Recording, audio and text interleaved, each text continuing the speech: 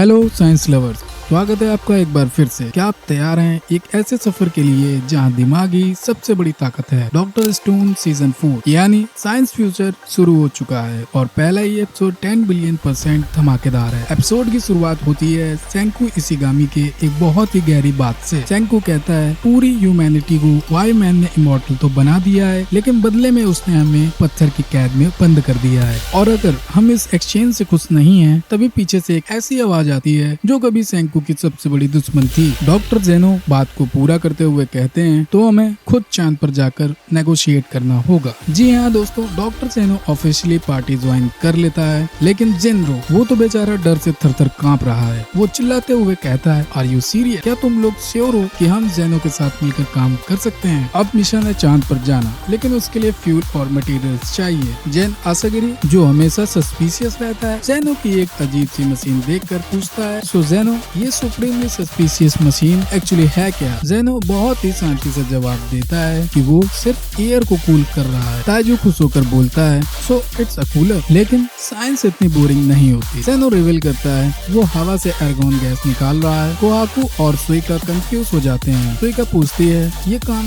कैसे करता है? जेनो समझाता है कि एक ग्लास कैनिस्टर में पैक्ड आर्गन गैस में जब करंट पास किया जाता है तो वो ग्लो करती है। सुइका कहती है कि उसने तो पढ़ा है कि इलेक्ट्रिक करंट हवा से पास नहीं होते। जेनो उसकी तारीफ करता है।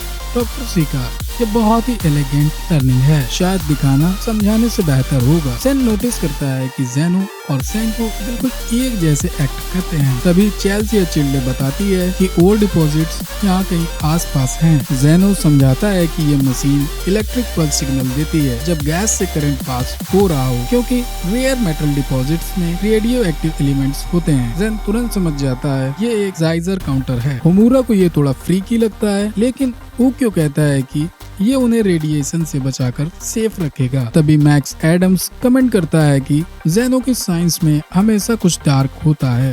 जेनो कहता है कि ये टेक्निक 21st सेंचुरी में मिनरल डिपॉजिट ढूंढने के लिए यूज होती थी और कोई भी मिडिल स्कूलर इसे बना सकता है अगर उसके पास थोड़ा सा लाइटर फ्लूइड हो। जेन को लगता है ये मॉन्स्टर हंटर वाले मिस्ट्री कोर्स हैं, लेकिन सेंको एक्साइटमेंट में चिल्लाता है ये वही रेयर मेटल्स हैं जो हमें स्पेसशिप के लिए चाहिए, नथिंग बट ट्रेजर। जेनो इसे लिटरली अ स्टोन सेंचुरी कहता है एंड अब उन्हें एक स्पेसशिप की जरूरत है। सेंको और उसकी टीम पुराने परसियस को पानी से निकालते हैं। काजेकी बेचारा इमोशनल हो जाता है अपने डियर परसियस को देखकर, जिसे 7 साल तक इंतजार करना पड़ा। शिप पूरी तरह रस्ट हो चुकी है। जेनो बताता है कि अबेंडन होने के बाद ये डूब गया था। काजेकी वादा करता है कि वो इसे जिंदा करेगा, लेकिन तभी वो देखता है राइजुई शिप को तोड़ रहा है।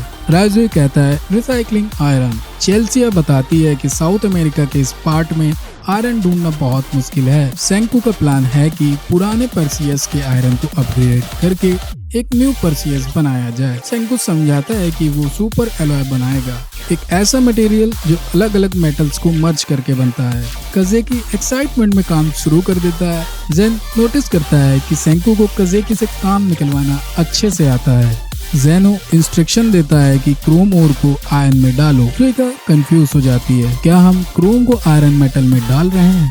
जेनो कहता है हाँ, क्रोम की पावर और बाकी सबकी स्ट्रेंथ मिलकर इसे और मजबूत बनाएगी। एंड तभी जेनो एक बड़ा रिवील करता है। वो कहता है कि अभी जो स्टेनलेस स्टील बनाया है वो लेवल 1 है। चांद पर वाई मैन से लड़ने के लिए उन्हें सुपीरियर सुपर एलॉय चाहिए। क्रोम नोटिस करता है कि एक मशीन से बहुत ही गंदी स्मेल आ रही है। जेनो समझाता है कि ये निकल को गैस में बदलकर उसे प्योरीफाई कर रहा है, लेकिन ये गैस एक्सट्रीमली टॉक्सिक है। इसमें मास्क भी काम नहीं करेगा। ये स्किन से एब्जॉर्ब होकर तुरंत मौत दे देती है। इस टॉक्सिक गैस को लीक होने से रोकने के लिए ही उन्होंने पहले लेवल 1 स्टेनलेस स्टील बनाया था। जेन डर जाता है, लेकिन जेनो कहता है स्पेस जाने के लिए हमें टॉक्सिसिटी का सहारा लेना ही होगा, इसलिए मैं ये गंदा काम खुद करूंगा। As the science user of darkness, Senku science user of light बनकर सबको फ्यूचर में लीड करेगा। क्रोम कहता है कि 2 अलग लोग मिलकर सुपर एलॉय की तरह सबसे पावरफुल बन रहे हैं। कोहाकू कहती है कि पूरी ह्यूमैनिटी एक हो गई है। सेनो कहता है let's fight fantasy with science. अब सवाल आता है फ्यूल का।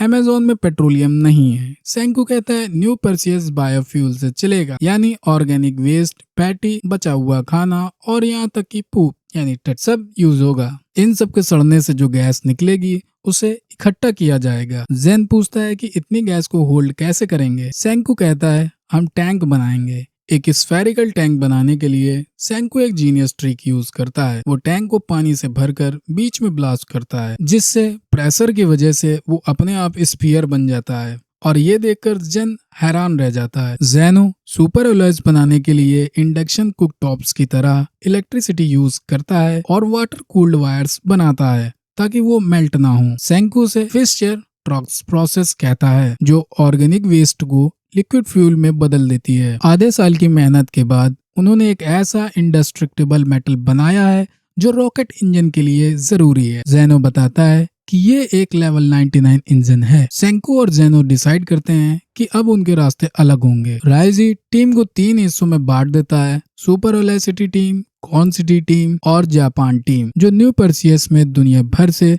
मटेरियल इकट्ठा करते हुए जापान जाएंगे। होमुरा सेंकू से दूर नहीं होना चाहती, लेकिन जेनो से कंपोनेंट वुमेन होने का लालच देकर मना लेता है। पुराना परसियस सिर्फ 300 हॉर्स पावर का था, लेकिन न्यू परसियस का super alloy engine 10,000 horse power का है और स्पीड 20 नॉट्स है। जो सफर 40 दिन में होता था वो अब सिर्फ 1 हफ्ते में होगा और इस पर कुहाकू को यकीन नहीं होता। सेंकू कहता है हम 5 गुना फास्ट जा रहे हैं और ये सब देखकर क्रूम हैरान है कि पत्थरों से उन्होंने इतना बड़ा इंजन बना लिया। शिप के अंदर पूरी तरह से इलेक्ट्रिसिटी है, फ्रिज है और मॉडर्न सिविलाइजेशन जैसा फील है। सेन को लगता है हम वापस मॉडर्न वर्ल्ड में आ गए हैं। ओक्यो बताता है कि उन्हें मोर्स कोड प्रैक्टिस करनी होगी क्योंकि लॉन्ग डिस्टेंस कम्युनिकेशन सिर्फ मोर्स कोड से होगा। कुहाकू और सुइका लिखना सीखने लगती हैं। क्रोम को एक फिक्र होती है।